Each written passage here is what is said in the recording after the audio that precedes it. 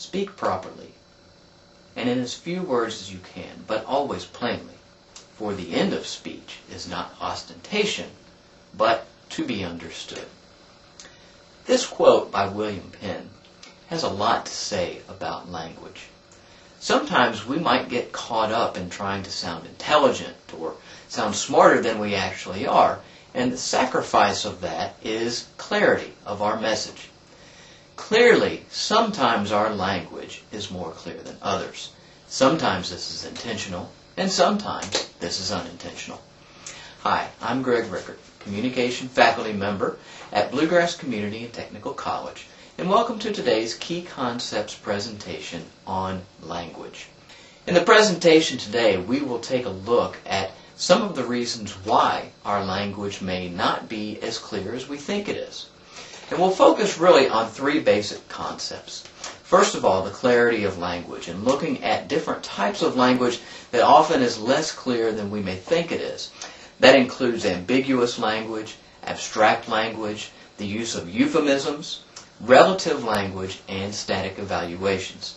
Secondly, we will look at language and how the language we use either accepts or defers responsibility, looking at statements like it statements, I statements, but statements, and you statements. And finally, we'll take a look at how our language may sometimes create conflict or create defensiveness in other people by sometimes stating our opinions as if they are facts, stating our inferences as if they are facts, or using emotive or emotional language. Let's begin by looking at a variety of different types of language and how this type of language may influence the clarity of the message. First of all, we'll begin with ambiguous language. Ambiguous language is words or phrases that is often unclear. Sometimes using ambiguous language is intentional, and sometimes it is unintentional. For example, as an instructor, if a student comes to me and says, "May I hand in this assignment late?" and my response is, "Sure, please hand it in sometime next week." The phrase "sometimes next week" is ambiguous. To me, perhaps that means as early as possible next week, whereas for the student, maybe that means as long as I hand it in by the end of next week, it will be okay. We often need to be aware of using clear and unambiguous language, especially when we're communicating via email. For example, if you send an email to a friend and say, "Meet me at this restaurant tomorrow at noon," and the friend doesn't receive it until a couple of days later, well, when is tomorrow at noon? Is it the 2 days after you sent the message, or is it the day after you sent the message? Clearly, we can be less ambiguous in these statements. Our second type of unclear language is abstract language. And abstract terms often refer to different concepts like freedom or justice or love. These are all very abstract terms because they're clearly open to interpretation by the individual. If we want to use less abstract or more concrete language, then we will use language that refers to specific objects like a spoon, a tennis racket, a baseball. All of those create concrete images in the receiver's mind. Or we might use more clear descriptions of concepts. For example, instead of saying freedom, we could say you have the ability to choose your own profession, which is a form of freedom. Or instead of saying justice, we may say you are entitled to a trial by a jury of your peers.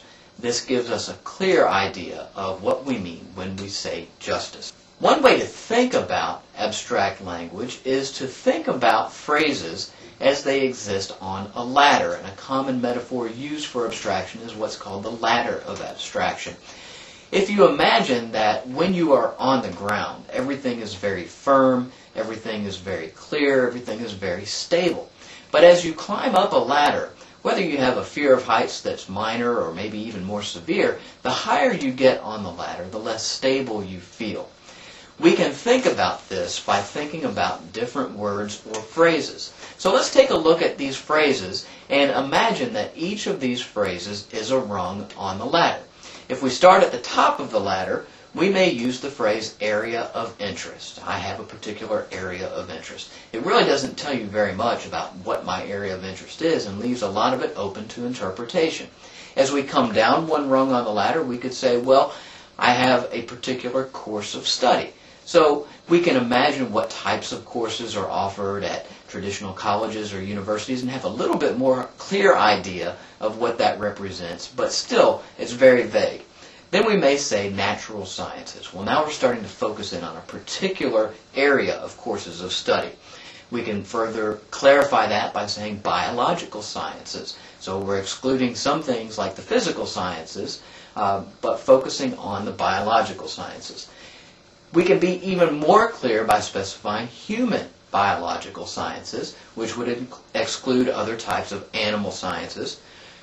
Finally, we can get to human anatomy, which is a particular course of study, or if we wanted to be even more specific or concrete, we could say Biology 137, which at Bluegrass Community Technical College is the Human Anatomy and Physiology course. You can see that as we get closer to the bottom of the ladder of abstraction, our phrases get more clear and concrete. Let's move now to the use of euphemism. Euphemisms essentially are more pleasant terms that we use instead of being more blunt or more direct. Here are some examples of phrases or terms you might have heard that really are euphemisms. We might say someone, their profession is a sanitation engineer, rather than calling someone a garbage man.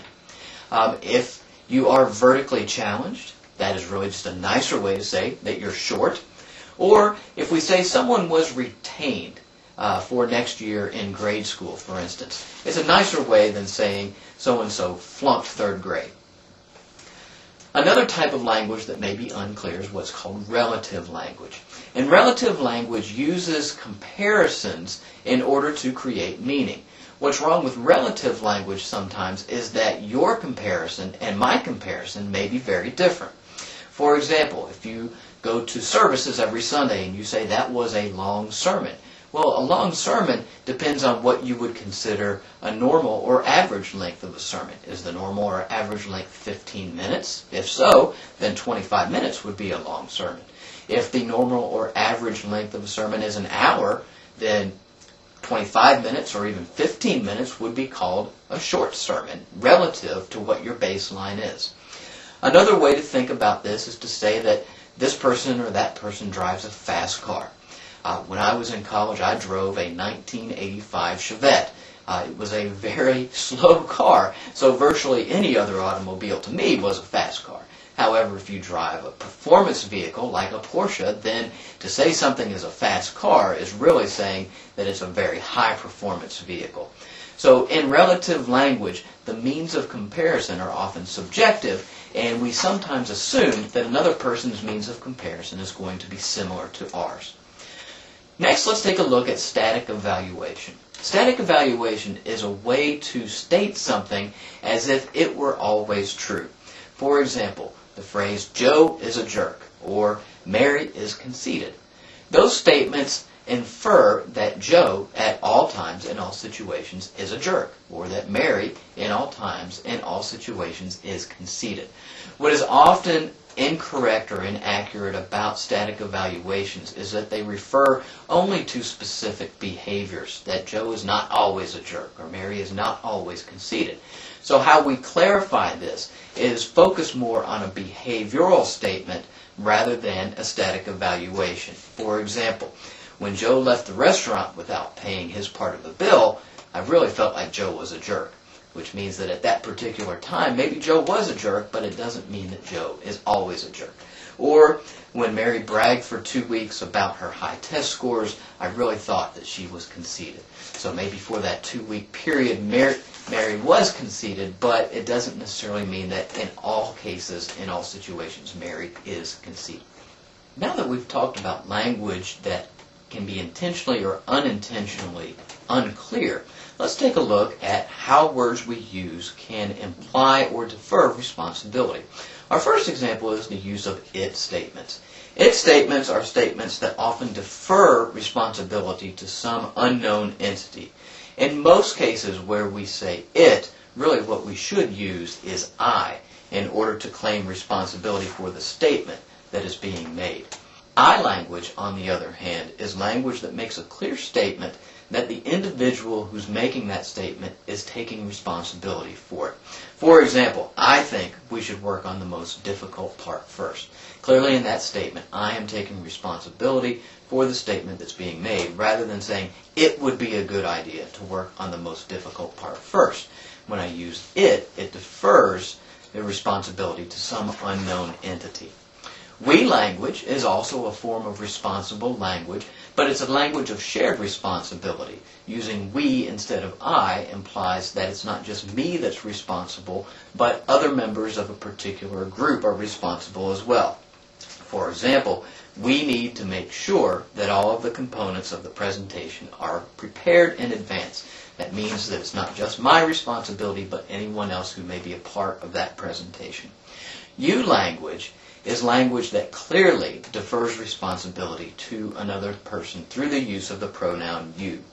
You language often has a specific target and usually implies judgment of the other person, whether that judgment is positive or negative. A positive you statement would be something like, you really hit the nail on the head with that idea. That's a positive statement, and the other person would probably be happy to take responsibility for that.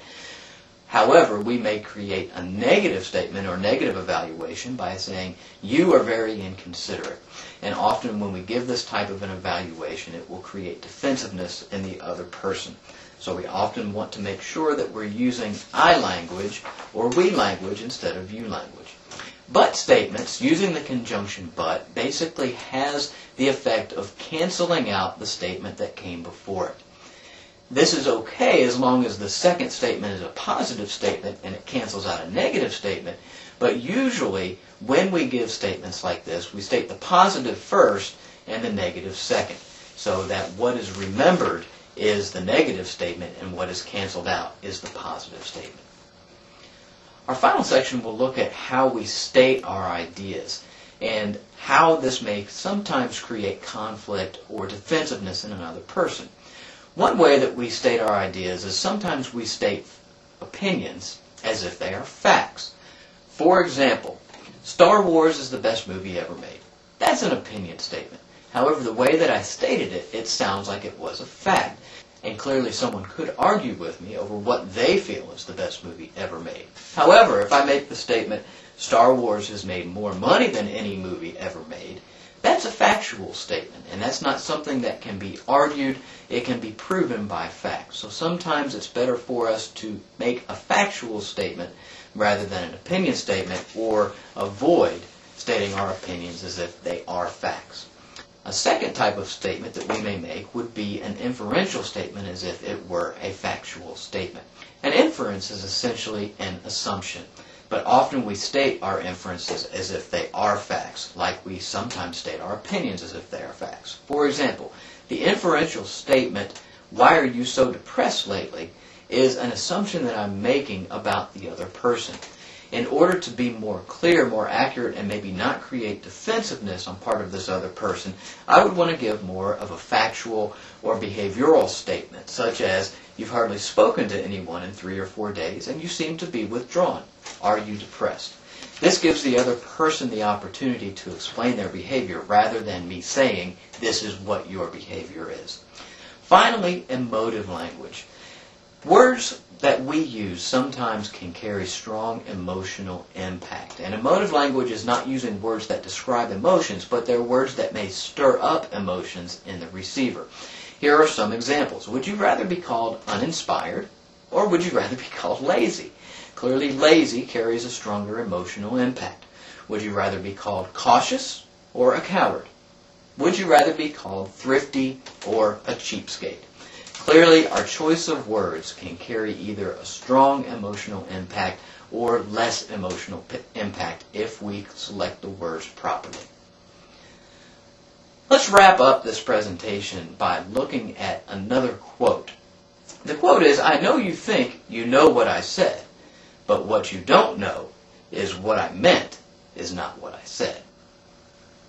This brain teaser shows us that often our use of language may be unclear or may be inaccurate, and that often language is interpreted by other people differently than were our intentions. So hopefully through this presentation you will have a more clear understanding on how your language choice can make your messages more clear by looking at the clarity of the message that you send, by looking at whether you are accepting or deferring responsibility for the messages that you send, and by whether or not you are creating defensiveness on part of the other person by how you phrase your statement.